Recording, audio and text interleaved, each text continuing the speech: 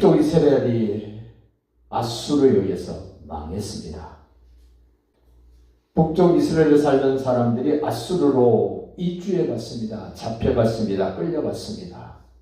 그리고 사마리아의 베델의 북쪽 이스라엘에는 아수르 사람들을 대신 그 사마리아에 살게 합니다.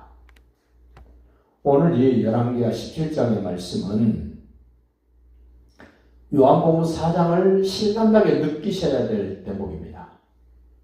예수님이 갈릴리에서 활동하시다가 절기를 맞이하여 예루살렘에 오셨다가 다시 갈릴리로 돌아가시는데, 오늘 이 17장 이 사건 때문에 갈릴리 사람이나 유대 사람들은 사마리아 사람들을 만나기를 싫어합니다. 그래서 사마리아를 지나가지 않고 길이 좀 멀더라도 돌아서 사마리아를 지나가지 않고 먼 길을 돌아서 갈릴리로 유대 땅으로 다녔던 그들. 근데 예수님이 의도적으로 그날은 내가 사마리아로 통행하여야 하겠는지라 의지를 보여줬습니다. 사마리아에 가서 수가성의 여인을 만나시고 그때 예배에 대한 이야기를 합니다. 우리 조상들은 이 산에서 예배를 드리는데, 그리심산에서 예배를 드리는데, 저 유대 사람들은 예루살렘에서 예배한답니다. 어디서 예배해야 됩니까? 그 예배의 목마름을 가진 사람을 찾아가셨던 예수님. 예배다운 예배가 되지 않을 때 우리 주님이 찾아와 주셔야 예배다운 예배가 드려진다는 겁니다.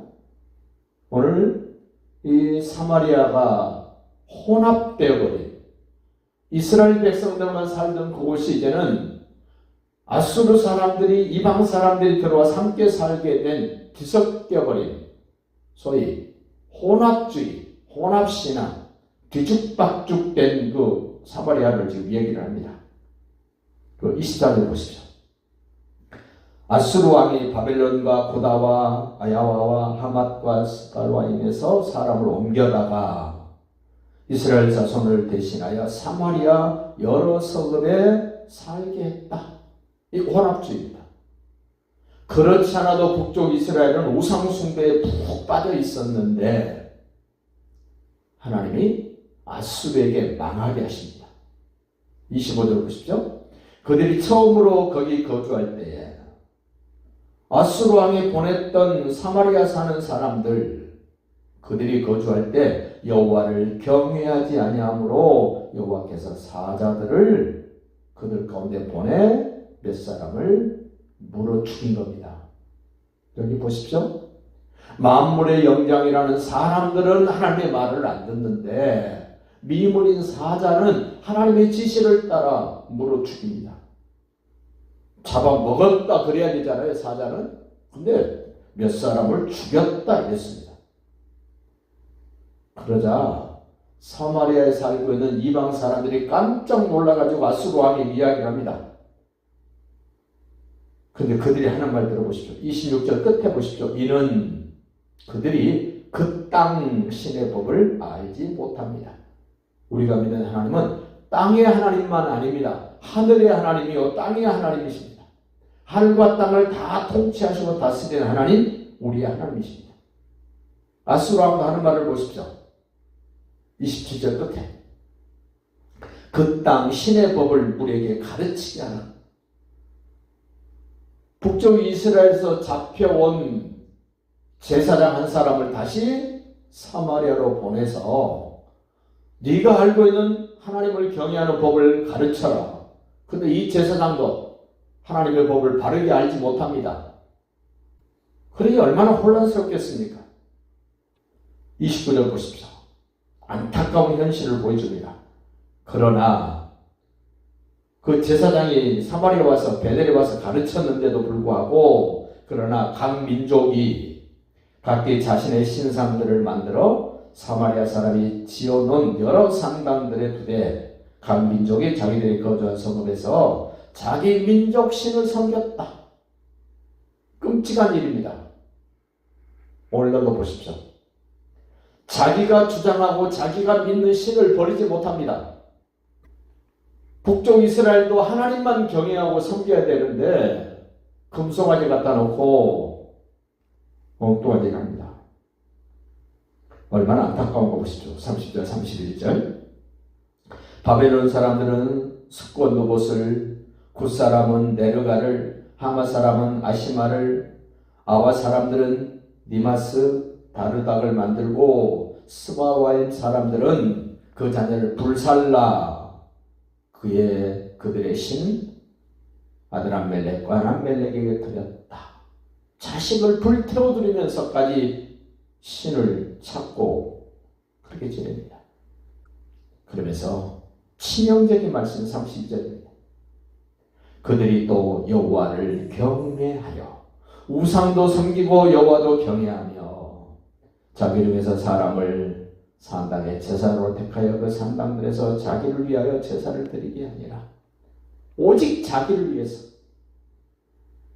이와 같이 그들이 여호와도 경외하고, 이 가슴 아픈 말입니다. 이와 같이 그들이, 이방 사람들이, 북쪽 이스라엘 사람들이 여호와도 경외하고 또한 어디서부터 옮겨왔는지 그 민족의 풍속대로 자기의 신들도 섬겼다. 이 혼합주의. 참 끔찍한 일입니다. 36절 계속 반복합니다.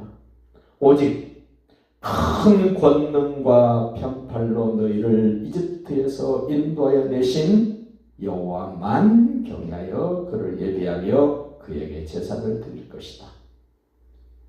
지난날에 나를 구원하셨던 하나님, 기적같이 바로의 손에서 이집트에서 이끌어내신 그 살아계신 하나님만 경외해야 되는데 그러지 못합니다.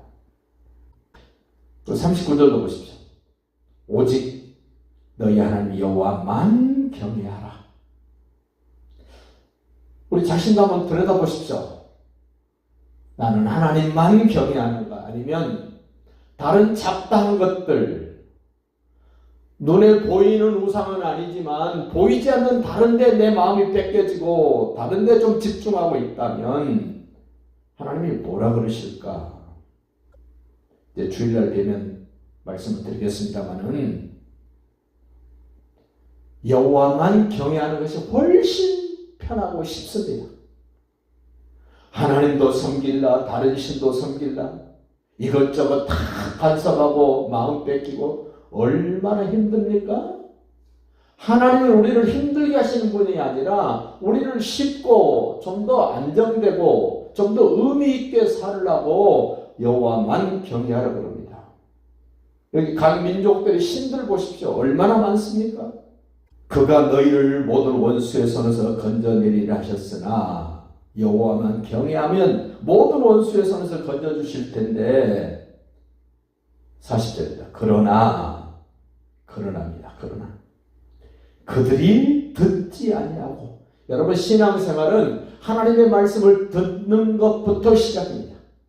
듣는 일에 실패하면 신앙생활이 안 됩니다. 듣는 일에 집중하지 않으면 신앙생활이 안 됩니다. 듣더라도 바르게 전해주는 말씀을 들어야 되는데 바르게 전해주는 사람도 찾기가 쉽지 않습니다. 바르게 전해줘도 바르게 듣는 사람이 그리 많지 않습니다. 그러나 그들이 듣지 아니하고 오히려 이전 풍속대로 행하였더라. 이전에 하던 대로 했다는 겁니다. 바꿔야 될 텐데. 이 여러 민족이 여호와를 경외하고 또 그 아로새길 우상을 섬기니 여호와도 경외하고 아로새길 우상도 섬기니 그들의 자손손이 그들의 조상들이 행하던 대로 그들도 오늘까지 행하니라. 우리 주변도 보십시오. 하나님도 섬기고 우상도 섬기고 소위 양다리, 혼합, 세상도 재밌게 살고 싶고 예수도 믿고 싶고 안 된다는 겁니다. 하나만 선택하랍니다. 하나만 선택. 언제까지 그렇게 할래? 언제까지 머뭇거릴래? 이제는 결단해라. 오늘이 바로 그 결단의 날이 되시기를 바랍니다. 북쪽 이스라엘이 망하고도 깨닫지 못합니다.